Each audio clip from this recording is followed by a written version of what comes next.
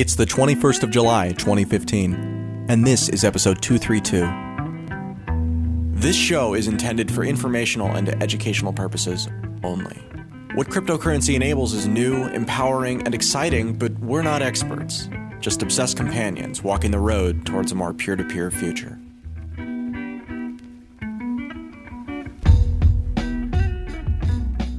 Hey everybody, Adam B. Levine here. Today we've got two segments on this episode of Let's Talk Bitcoin. Last week I sat down with the CEO of Blockverify to talk about using blockchains to reinvent supply chain management and eliminate counterfeit products from the places that are most impacted by them. But first, Stephanie and I are talking about the recent Terminator movie, Skynet, and the Internet of Things. Enjoy the show.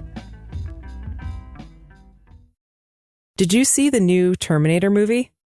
I did, and I actually watched the other Terminator movies as well, just for like a refresher. And the new one was really interesting because, there's this concept of Skynet.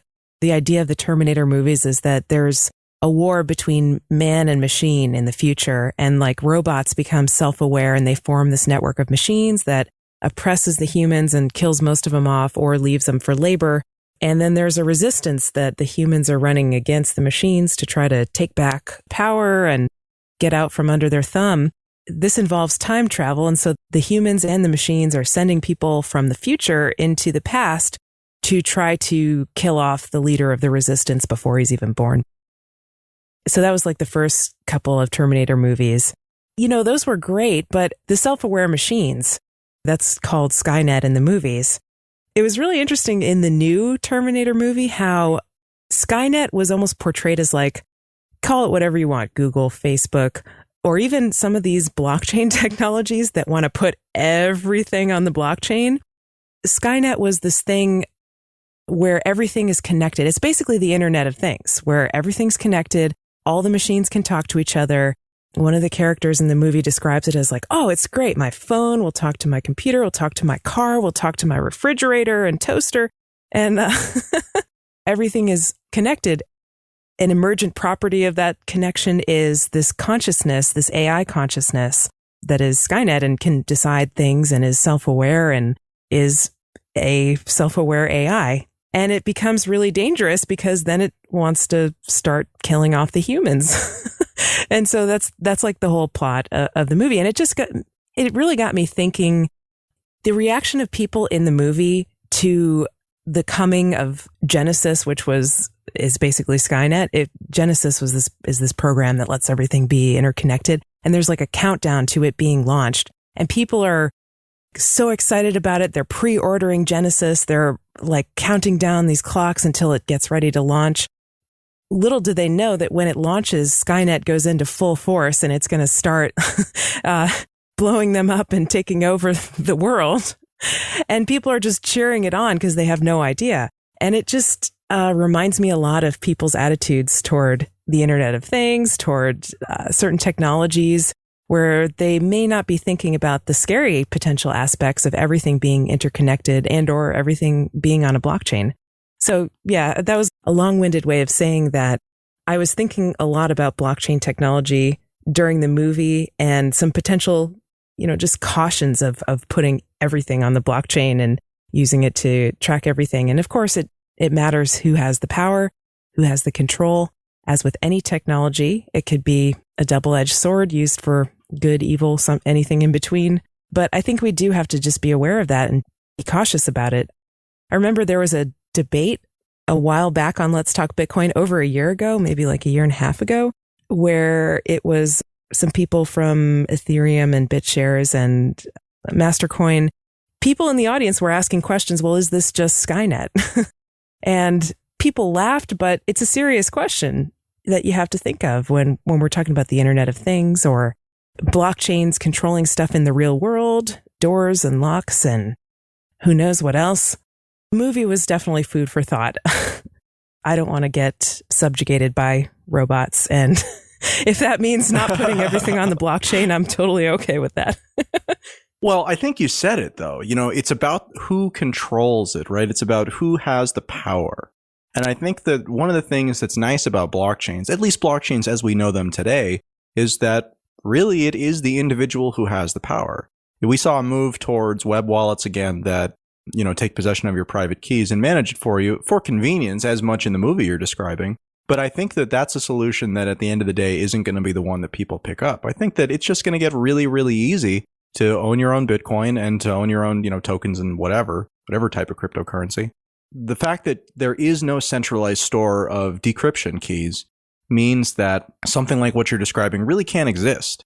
I mean, like if there's like a backdoor in the cryptography and, it is able to bypass all of the, public key security, then yeah, that's the type of situation that you'd be talking about. Or more likely, if a centralized entity creates a system where the centralized entity is the entity that's in control. That's more what I was thinking of. And that's not like far off. IBM wants to do this Adept thing, which is a blockchain that somehow controls or integrates with the Internet of Things. And, that is going to be a centralized thing. A lot of the proposals for ID systems and, other things, those are all centralized systems. So yeah, absolutely. It matters who has the power. Not every blockchain that's being proposed or talked about or designed now is a decentralized peer-to-peer thing. There certainly are centralized ones. So this is a fear that's not like completely off base.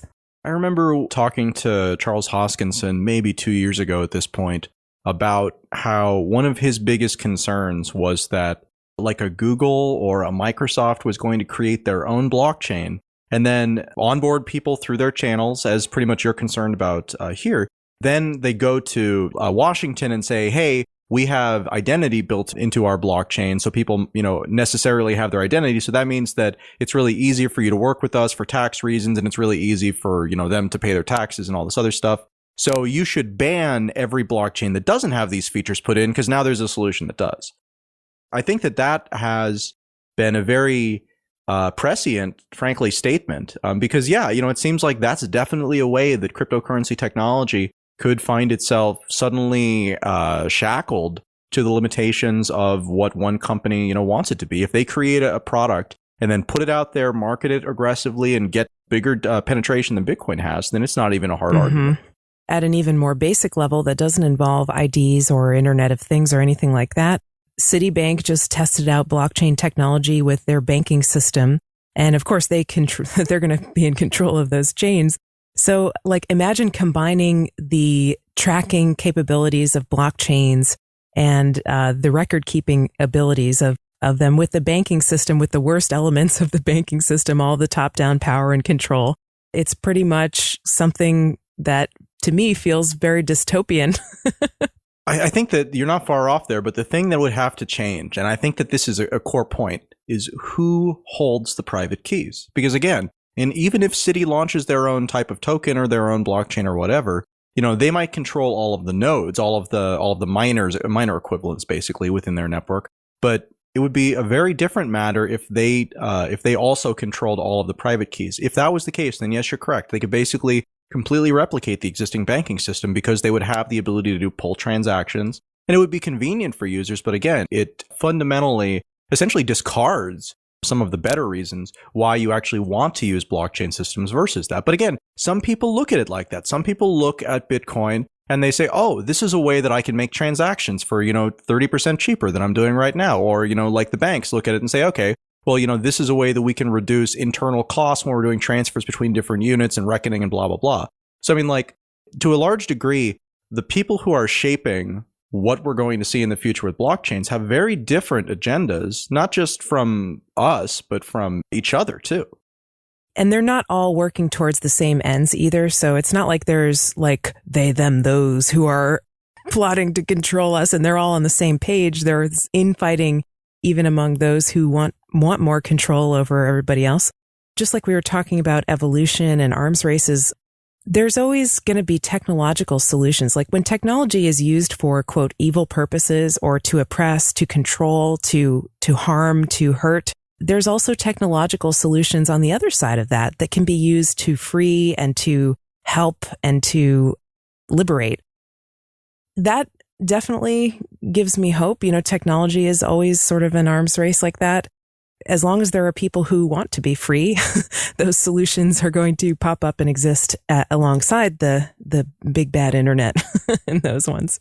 So how long do you think until we see the first public, right? The first one that you can actually download a wallet to and start to use it, whether or not they're controlling your private keys? When do you think we'll see the first public one of those from a bank or a major corporation? I think in the next 2 years, probably some major one, whether it's one of the big banks or Amazon or Google or even Apple. Not that I know that they're doing that or anything, but IBM is definitely working on their Internet of Things. So yeah, it's a matter of time and it's happening really fast. And thinking about these philosophical concepts in advance of it actually happening can be helpful, because then we don't have to feel so scared or so unprepared for it when it eventually, inevitably does happen. I'd even be more aggressive than that. I would say that probably in the next year, we're probably going to see something, because again, there's been so much, we've seen such a shift, right? There was just this period of time where banks were like, what the heck? Why would we don't want to talk about that. We don't want to know about it. And they might have been privately looking at it, but publicly, it was very much not the case. And recently, we've seen Blythe Masters jump from JPM. We've seen a lot of these fintech startups that are effectively, bank startups or bank units that have just gotten into this technology and for one reason or another, mostly to experiment. But yeah, it seems obvious that it's just a matter of time before we see one of these things become available to consumers, and that'll be real interesting to see. Playing it out, let's assume that happens. One of these comes out, it's successful. What do we do? What is the play? Does that mean that Bitcoin suddenly has competition that makes it so it makes sense for it to be the decentralized, really free, nobody controls this option? Because now there's this comparison. Oh, you could pick Bitcoin as the free cryptocurrency or, Citicoin as the bank currency. They're both cryptocurrency, but this one's free and this one goes through a bank. Is that a differentiating factor that might be useful? The way that they will get users is by being super convenient, like Facebook or Google gets users, by offering stuff for free and not telling people that they're the product and making it really easy and convenient to join. So yeah, I guess the way to, what do you do when these things come out? Well, just look into it and decide, have a really heartfelt conversation with yourself about whether you want to avail yourself of those services. Is the trade-off between convenience and perhaps privacy or security worth it for you? And if it's not, use an alternative or don't use anything at all. Adam, you and Andreas actually also don't use Facebook, and that's interesting. I don't know if it's like an ideological choice for you because of privacy concerns or what have you, or if it's just, you just don't like it. But there are people who choose not to use Facebook, even though it is so prevalent and so popular and the second biggest site on the internet, and there's billions of accounts. Alternatives are going to be out there, even if they're scant and hard to come by. And it's just about having awareness of what you're getting into as far as using any of these technologies, signing up for them.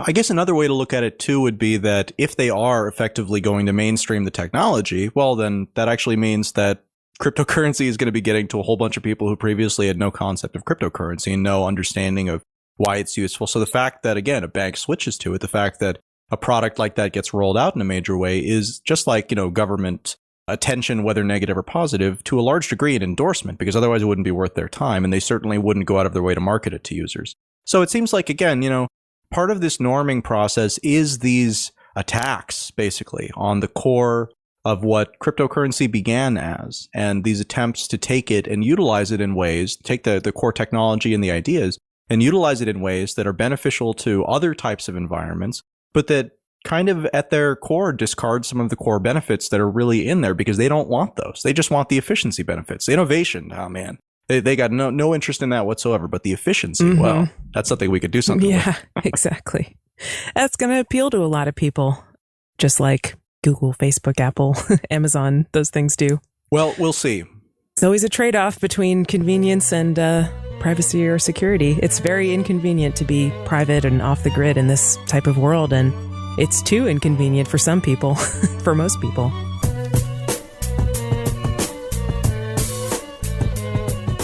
Hey folks, at Tokenly, our motto is limitless tokens for a tokenless world. As such, a big part of the mission in these early days is to help you see how tokens are not just useful, but actually ready to use if we can only connect the dots. Today we're talking about another early user of our token vending machine systems, the blockchain-enabled collectible card game, Spells of Genesis. Longtime listeners will be familiar with TCA, or Token Controlled Access. For those who have never heard of this concept before, basically when you're using a website or app built with TCA, you'll have access to different areas, be able to fill a different role, or exercise different permissions or powers based entirely on what tokens you possess. Spells of Genesis has taken this concept and applied it to ownership of collectible cards usable in their online game. They've rented 7 swap bots so far from Tokenly, stocked each one with a particular token that represents a particular card in-game, and are selling them for Bitcoin, XCP, and other counterparty-based tokens. Token-controlled access and collectible card games have always seemed like a great fit to me, but the Spells of Genesis guys are making it happen, and frankly, we've been floored by the amount of interest in these cards so far. It might not seem like a lot, but in this first week they've been selling more than 20 orders on many days, with many single orders of 3 or more of a given card, at prices ranging from $10 to $25 per card. And they're just getting started. This is all a precursor to their crowd sale of Bit Crystals, an in-game token built on Bitcoin that'll act as the internal liquidity for their game's ecosystem towards the end of July. To learn more about Spells of Genesis, visit spellsofgenesis.com.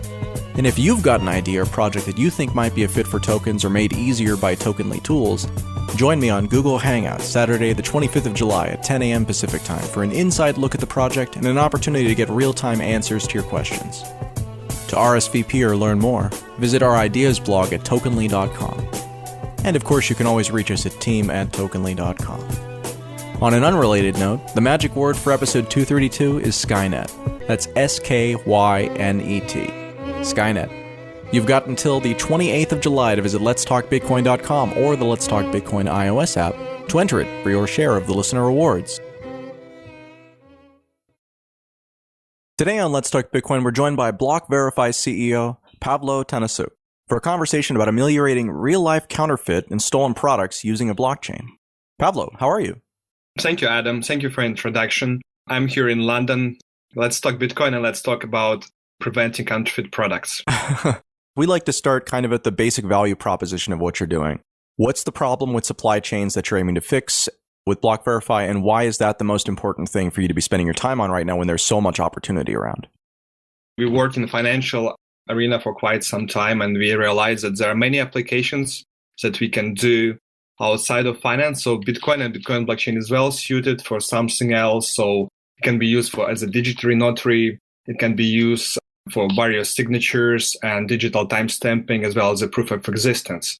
So because one of our team members, he worked quite long time in supply chain management, we realized that there is a bigger problem within the supply chain, and specifically within medical supply chain, such as pharmaceuticals, as well as luxury items and diamonds. Okay, so are you using the Bitcoin blockchain to do this, or are you using a separate blockchain? We are using a separate blockchain, and we are fingerprinting our blockchain into Bitcoin ledger. Okay, so this sounds like a little bit like how Factom does it, where they essentially take a digest of stuff that they're doing on their own blockchain and then embed that as kind of a checkpoint into the Bitcoin blockchain. Yes and no. So I'm advisor at Factom as well, so we might be using Factom protocol in the future, but Factom is just a layer between Bitcoin and other systems. That's what it will be used for. And our system kind of works on top of that. So we basically interacting with social agents within the supply chain network. That's how it works. And we're building not only the layer between the supply chain management system, but we are kind of changing how the supply chain system works in itself. So how does the supply system work now? And let's start from there. What's the actual problem within the supply chain system? You know, we talked about fraud a little bit, and we talked about counterfeit products, but where does that actually, where is that problem occurring? Well, yeah, so there are many problems at the moment. Basically, the biggest problem, if you're talking about pharmaceuticals, is that large amount of drugs is becoming counterfeit, especially in African countries as well as some European or South American countries. However, this problem is quite big in US as well. So when we're talking about specific drugs, let's say in Africa, up to 30% of all drugs in circulation is counterfeit. And when we talk about malaria drugs, it's probably up to 50% in certain regions. So you can see that these kind of numbers are quite high. The problem is that at the moment, there is no way you can validate if a particular medicine is genuine or it's fake or it's diverted good. So there's no, let's say, serialization at the moment, and it's been introduced. So pharma industry is looking to introduce serialization.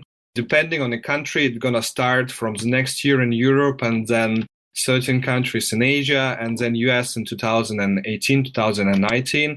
So they're looking into this, and the kind of how they see to solve this problem is basically introducing the serial numbers. However, the problem with serial numbers is that most of them are consecutive. Even though if they're not consecutive, the cryptography behind those numbers, it's quite weak, and you can't really make sure that there is no duplicate of such a number. Duplicate question is not really kind of solved with a simple serialization technique. We looked at it and we thought, why don't we use a Bitcoin blockchain? Why don't we use, let's say, blockchain to combat counterfeiting drugs and gray market, and maybe saving not only hundreds of thousands of pounds and dollars, US dollars, but also saving many lives. The problem is also when the new standardization standards are going to be introduced, that most of the servers, they will be centralized servers. It's kind of difficult to expand it and create a global solution. Also, those central servers, they'll become a center of malicious attack in the future. So how it works in the moment, let's say criminals are trying to kind of copy those numbers one by one. However, in the future, when we will have serialization started in place, and they would obviously attack servers rather than go after kind of copying the individual numbers. And we will need a solution which would be able to withstand those attacks on a universal scale, on a global scale. And we believe that blockchain is one of the solutions which can prevent that from happening. What you said there was that the problem with serial numbers right now, not using a blockchain type solution, is that they're fairly easy for somebody who's creating a counterfeit product to create something that looks and acts quite like a legitimate serial number, because they are kind of predictable. And so you can just kind of pick one out of the air that's going to fit the constraints of whatever, is creating the number, and it'll look plausible within the system. And there's no real way to check to make sure that that product is actually the one that's supposed to have the serial number. How does adding a blockchain change that? You can view it as a Bitcoin wallet. So let's say we have supply chain system, Blockverify supply chain system, and you have transaction happening within the system. So let's say a producer, distributor, and customers, all of them have, let's say, virtual wallets. And those virtual wallets, they can hold data about certain transactions.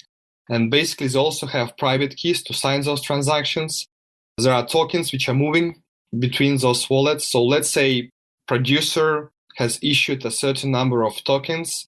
They got printed as a public keys as a serial numbers on pharma products. And as they go on the supply chain, every distributor, every pharmacy signs them with their own private key. So we know when certain distributor receives the good, we know when the pharmacy has received the goods, and we know when consumer is actually activating the good.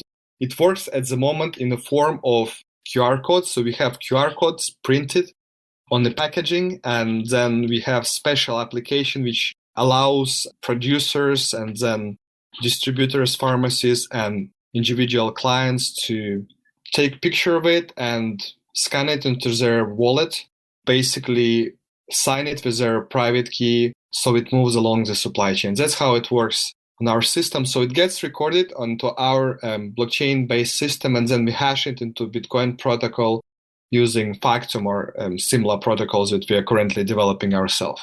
What I heard you describe to me there is something that sounds very similar to how like a FedEx or a UPS kind of handles tracking packages as they go through their system. Because again, to them, it's very important that the same package get to the right place. And so they have to track it not just on kind of, so it sounds like it's very similar to that. So one of the questions with those systems is who actually is doing the signing and the handing off. So I've purchased this supply. When I receive it in, am I the one that's scanning that and then essentially noting that this has arrived with me, or is it done by the person who gives it to me when they do the handoff? Well, it's actually works the same Bitcoin. So basically the person who is giving it to you has to sign the transaction, and then you just receive it in your wallet. That's how it works at the moment. Ah, great. Terrific. That sounds very interesting. What type of, you mentioned that you are using tokens to represent these specific things. And you mentioned you might be creating your own protocol. What are you using now, and what are you looking for in a protocol if you might wind up creating one? We're creating our own protocol, as well as we're looking into existing solutions, and there are quite a few interesting ones. For example, one of the most interesting is called Credits. It's European-based startup creating what they call a cross-chain. So it's not a really sidechain, but a cross-chain, and you can have very substantial number of transactions per second, and that's actually what we need for our pharma solution. In luxury industry or in diamond industry, number of transactions per second is not as important. However, when we talk about pharmaceuticals, it's incredibly important to have substantial amounts of data to go through our system. At the moment, they tested and they can do more than 2,000 transactions per second.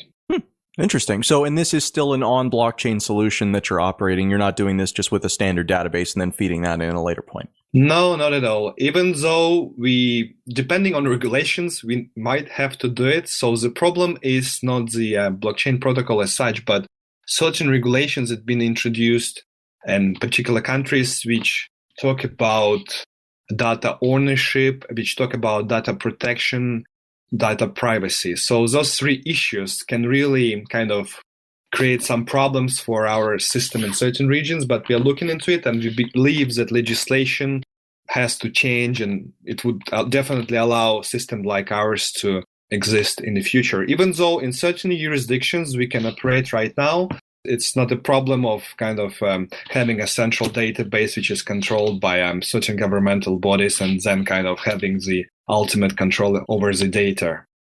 At the moment, we see problems which are not so much technical as legal problems in certain jurisdictions. So technical problems are solvable, and I believe that when we talk about systems, if it's a supply system or any other system, it's not only computers, but it's also a social component. It's also people who interact with the system. It's also legal framework which surrounds the system. And we're actually looking beyond the simple technicalities of a blockchain and into kind of social aspect, how people are going to use our product, what is the most convenient way for them to do it, and let's say what are the legal grounds for using our systems. That's quite important as well. And we believe that only when we kind of have a scope of those different topics, and we can create a successful information systems for supply chain management. Where are you with the project right now? I know that you guys did a pilot program somewhat recently, and that was essentially your proof of concept. But how far out are you from a real product that, just somebody who would like to, engage supply management? Are you just working with like select customers at this point, or are you looking to more broadly kind of open up? Well, at the moment, we are working with two pharmaceutical companies, which are Swiss-based companies. We conducted a successful pilot with one of them. And at the moment, we are working on customized solution for a second one. However, what we also do, we are creating a universal APIs, which would be distributed and can be used by other supply chain management systems. So we are going to give them ability and give them all the advantages of blockchain-based solution. And if they want to integrate our APIs, we can do certain things even for companies who at the moment are already kind of dealing with the pharmaceutical companies and managing their supply chain network. What kind of cost are you expecting to be offering to your customers for providing this type of service? And you said that you're using QR codes. Now, I saw in some of your documentation that you're looking at also RFID or a couple of other technologies that are a little bit more advanced than QR codes, but they're still pretty small and cheap. So I'm curious, what type of cost does something like this add to a product? QR codes is the cheapest solution that we can introduce at the moment. RFID is a bit more expensive. However, it's not only about expense of a particular solution, even though we talk about pharmaceuticals, and when we talk about individual items, individual packaging, NFC technology or RFID technology can be quite expensive per item. However, the biggest problem is customer adoption. Customers kind of got used to scanning QR codes and downloading data. However, near-field communication is not as popular, specifically in certain regions. Even though we believe that the future is definitely contactless and definitely more and more people would be using those kind of technologies on their daily basis. However, at the moment, QR code is the most obvious way to go.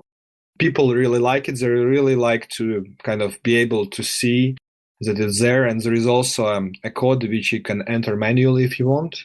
However, definitely in the future, as well as with more expensive products like luxury items, we are testing different types of near-field communication devices.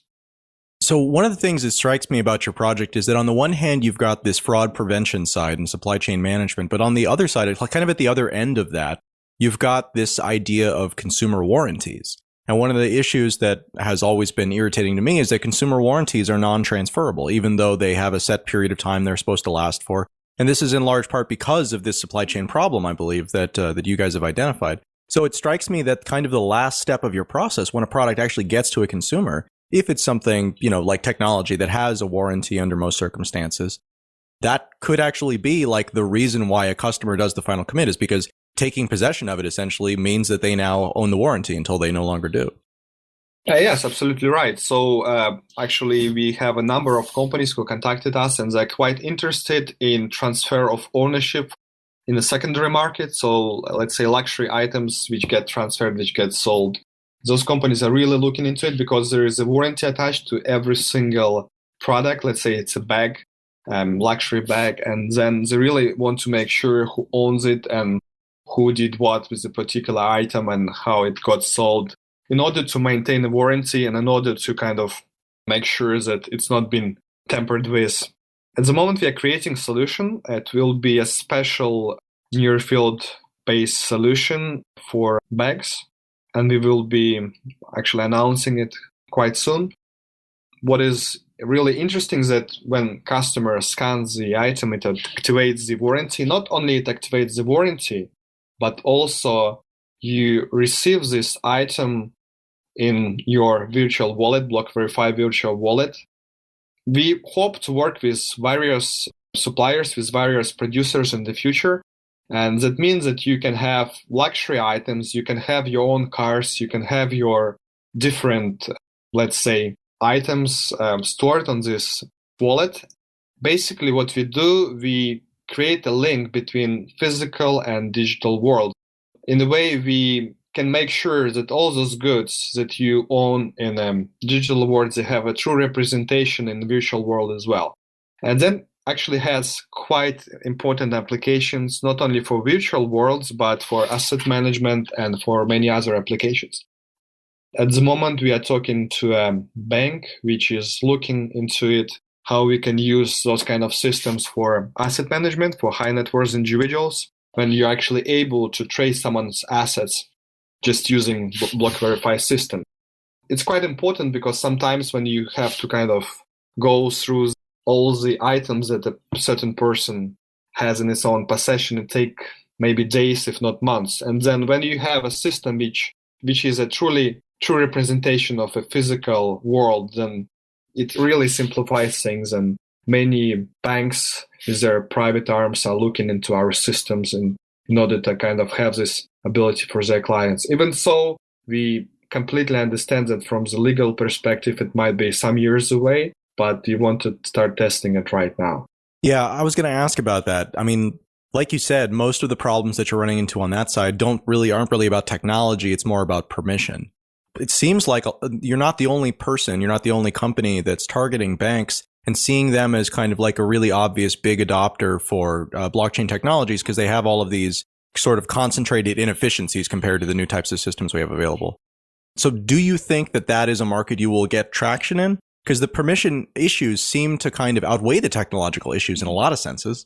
That's why part of our strategy is we are starting with anti-counterfeit technology, with the markets which are not highly regulated, because supply chain management systems have certain standards, but then they're not as highly regulated as financial systems.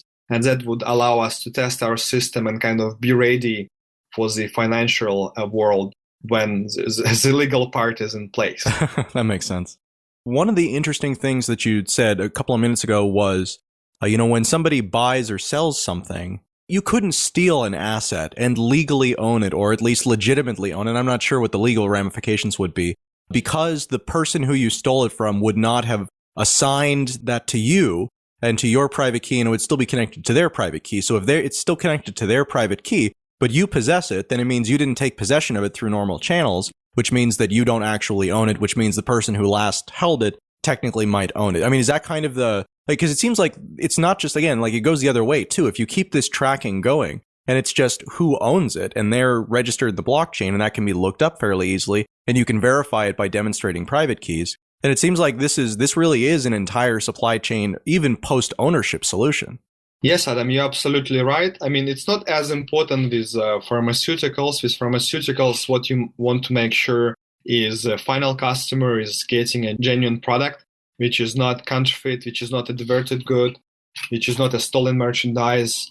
However, what is important for, let's say, diamonds is actually to trace the ownership of a particular diamond through the supply chain and then post-sale as well. So when you buy a diamond, and then many diamonds get sold numerous times, like multiple times. And it's really important to kind of be able to trace them and be able to identify who is really in a possession from the legal perspective. That's very important. And we are planning to use with governmental agencies, so we might help them to prevent, let's say, money laundering, because diamonds are being used as a tool for money laundering around the world. So not actually Bitcoin, but diamonds is an asset actually which been used for money laundering. And with our technology, we can really help to stop that. It's important because we can use spectrography to scan particular diamond, and all diamonds above a certain size are getting scanned anyway, and we can hash this information into our blockchain as well as fingerprint into Bitcoin ledger, public ledger, and then obviously record every single transfer of ownership of that particular diamond. And that makes the system really robust, and we can make sure that the diamonds, as they go within the supply chain as well as in the secondary markets, we can really maintain, let's say, the information about the ownership, information about transfer of ownership, and we can make sure not only that blood diamonds are not entering the supply chain, but also that if certain diamonds are getting stolen, we can identify what kind of diamonds are they, where they've been stolen, and we can prevent money laundering on an international scale as well. But that sounds quite ambitious, and at the moment we are looking into a smaller scale project like pharmaceuticals, as well as helping relatively large companies to enhance their supply chain capabilities. When we talk about poor quality of products and destroying the reputation of the brand or something like that, we believe that it poses other dangers as well. So at the moment, slavery is a big humanitarian problem, and counterfeit products actually are usually products which are made by current slaves. So there are more than 30 million slaves in existence today around the world, and a large percentage of that number are the people who can be traced to the counterfeit industry. And we believe that if you help to stop that, that would make a big call internationally as well. So it's going to be really good for us. It's going to be good for a Bitcoin image as well. So Bitcoin started with kind of selling drugs on a market many years ago. People used it that way. And now there is a real potential for Bitcoin have much better applications, not only within the financial world, but outside the financial world, basically preventing slavery, preventing death. For example, malaria medicine has been counterfeit widely in Africa, and many people die just because they're not getting proper treatment, or they getting a treatment and this medicine is not genuine, or is it's been falsified. And also we believe that we'll be able to kind of influence those industries, and we'll be looking into financial applications as well. So what's next for the project? We've talked about where you are. We've talked about where you're going. What's on kind of the immediate, next 6 months horizon? Should we be expecting to see Blockverify start popping up with, some of these projects becoming a little bit more public, or are you guys still really in kind of we're making sure that this works and, doing quiet tests right now? Yes, actually, within a couple of months' time, we will probably go public. We will provide our application for final consumers, even though then not going to be too many items to scan at the moment, but we are working with a substantial number of potential clients who are testing our technology and who would probably be using it within the next 6 months' time. So it's not only making the supply chains transparent, but it's also making sure that the transfer of ownership occurs and it's recorded on a blockchain in a proper way, and that consumer knows what he owns at any point in time. And yeah, that's what we are going to do. And there will be a number of projects coming up, some of them quite interesting. Even talking to a clearinghouse to provide them with a solution to put serialization number on invoices. So that's something that we are looking to at the moment as well. And it's a big industry when you talk about clearing, about factoring. Problem is that you can't really make sure who owns an invoice at any point in time. And that's what we are going to change as well. Well, Pavlo, thank you very much for talking to us about this. So people are interested in learning more about your project. If they're interested in getting involved, do you guys have an open source side? Do you are you looking for investors or developers or hiring at any point? Yes, actually, we will have open source APIs quite soon, and it will be on our website, Blockverify.io. At the moment, we are talking with a number of venture capital companies. We are looking to raise our next round of investment. Thanks for listening to this episode of Let's Talk Bitcoin. Content for today's episode was provided by Pavlo, Stephanie, and Adam. Music for this episode was provided by Jared Rubens. This episode was edited by Adam B. Levine. See you next time.